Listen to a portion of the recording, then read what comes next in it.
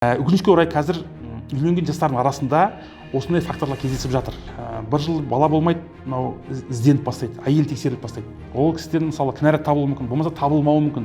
Содан кейін екінші очередте ерлері мысалы тексеруге барады, бірінші сперматозоид анализін тапсырады. Құрамында егер де мысалы ауытқу байқалатын болса, соған байланысты жаңағы жүктіліктің болмауы мүмкін.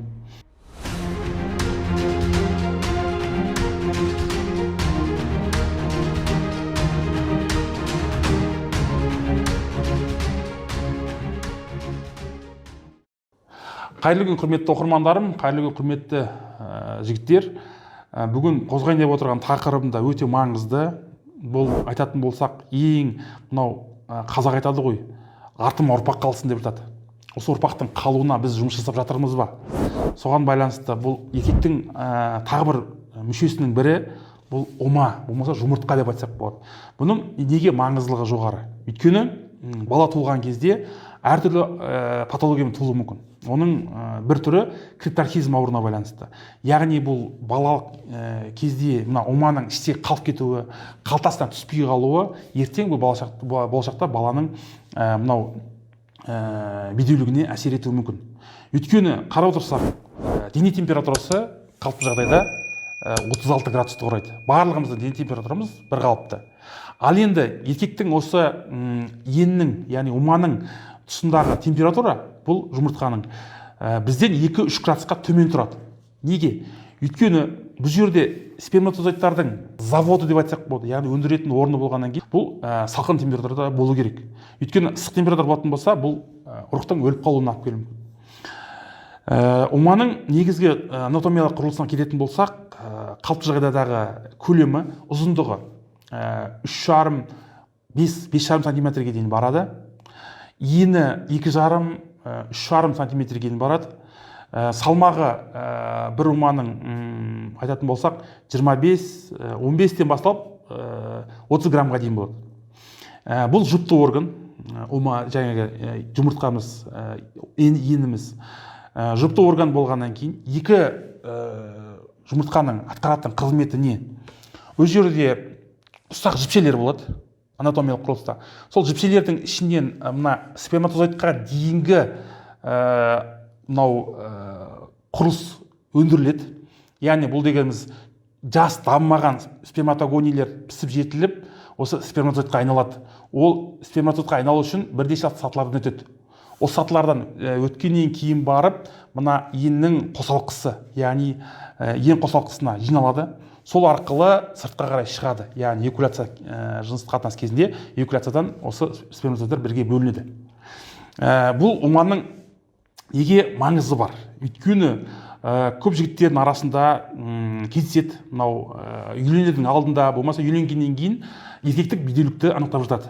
Еркектік бедеулік дегеніміз, яғни сперматозоидтардың күшінің жоқ болуы, болмаса проценттің болмауы, болмаса жаңағы ұрықтың сапасының төмен болуы. Осы еркектік бедеулікке жатады.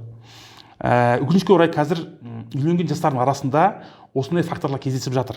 Мынау үйленеді, бір жыл бала болмайды, бір жылдан кейін мынау ізденіп бастайды, әйел тексеріліп бастайды. Әрине бізде бірінші әйел кісі тексеріледі ғой. Жұбы тексеріледі. Ол кісіден мысалы кінәрат табылуы мүмкін, болмаса табылмауы мүмкін.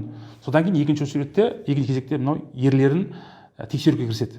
Ерлері мысалы тексеруге барады, бірінші сперматозоид анализін тапсырады, спермограмма анализі. Спермограмма анализі тапсырғаннан кейін проценті шығады, яғни құрамы анықталады.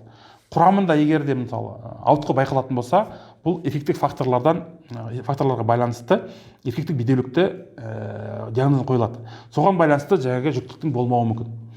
Олай дейтініміз неге? Мынау адам өмірге келгеннен кейін барлығымыз деніміз сау болып туылады. Енді әрине бұл туа пайда болған бедеулік болмайтын болса, жүре пайда бола осы ауруларды өзіміз туындап жатамыз.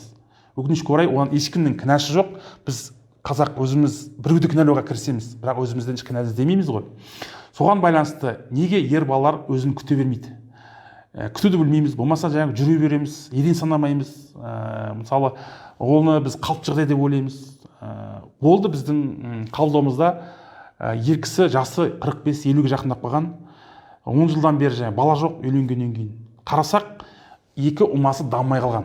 Яғни, мынау подростық кезінде жасы 14-тен 15 шаққа өткен уақыттан бастап балалық ені өспей қалған. Мүмкін ол ағзадағы гормондық бұзылыстарға байланысты болды. Мүмкін бір вирустық ауру болды. Бұл жерде еннің дамымай қалуына ең маңызды рөл атқаратын инфекцияның түрі деп айтсақ болады. Ол паротит. Яғни мына жақтың астында ісіп кету, жаңағы подростық кезінде вируспен ауыратын болса, болмаса жаңағы анасының екі қабат кезіндегі осы ауруларға ұшырауына байланысты осы ен дамымай қалып жатады. Өкінішке орай, егер де мысалы осы балалық кезде осы еннің дұрыс дамуы байқалатын болса, міндетті түрде эндокринолог дәрігерге көрсету керек. Одан кейін хирург дәрігер, болмаса уролог дәрігерге көрсету керек. Неге? Өйткені баланың даму кезінде мынау ағзаға керекті мысалы дәрумендер болсын, мүмкін керекті жаңағы микроэлементтер болсын, қалпына келтіретін болса, оның ары қарай дамып кетуіне жеңіл болады. Ал енді бізде қазақ өкінішке орай ұяламыз. Көп жағдайда ұят бізді осындай жағдайларға алып барып жатыр. Болмаса, айтатын болсақ, жастардың арасында ерте жыныстық қатынасқа түсу арқылы осы аурулардың, инфекциялық аурулардың осы үрпі жолдарына түсу арқылы осы жағдайларға алып барып жатыр. Өкінішке орай. Енді қарасақ, бұл орган тағы айтатын болсақ, бір факторларды. Біз баняға барған жақсы көреміз, яғни моншаға барған жақсы көреміз. Бірақ әрине бару керек, бірақ қарап атсақ, бұл уманы көп жағдайларда бала жоспарлау барысында негізі парға түсуді сирету керек. Неге? Өйткені біздің қалыпты температура 36 болатын болса, ума температура 34. Осы уманы үнемі ысыта беретін болсақ, ыстық температураға қоя беретін болсақ, бұл да жаңағы умадағы жаңағы сперматозоидтардың әлсіреуіне алып келуі мүмкін, болмаса өлуіне алып келуі мүмкін. Соған байланысты міндетті түрде спермограмманы тапсыратын кезде сізге айтады: бір апта параға түспеңіз, болмаса 5 күн түспеңіз, жыныстық қатынас болмасын. Сол кезде мына истинный дейміз ғой, шынайы сіздің ұрығыңыздың сапасы көрсетіледі. Құрметті достар, мынау ума дегеніміз біздің эффектік ұрпағымыздарға жалғастыратын органның бірі деп айтсақ болады. Егер де мына балалық кезден бастап қадағалайтын болсаңыз, бұл сіздің ары қарай артыңызға ұрпақ қалдыруға қызмет ететін жаңағы органның бірі. Әрине бұл еркектің ұрпақ қалдыруы осы мүшеге байланысты. Соған байланысты достар, әрқашанда уманы соққыдан, болмаса жаңағы травмадан сақтауымыз керек. Егер де тағы да айтатын бір жайт бар, варикоцеле егер де кездесетін болса, мысалы мектеп қабырғасында жүрген кезде медосмотрдан өту, болмаса военкоматқа барған кезде варикоцеле диагноз қойылды сізге. Сол кезде дер кезінде қойылған диагнозды ары қарай тексеріп, мүмкін операция керек болады. Уақытында операция жасату керек. Неге? Ол да мына температураның жоғарылап кетуіне, болмаса умадағы жаңағы ендегі ұрықтың өлуіне алып келуі мүмкін.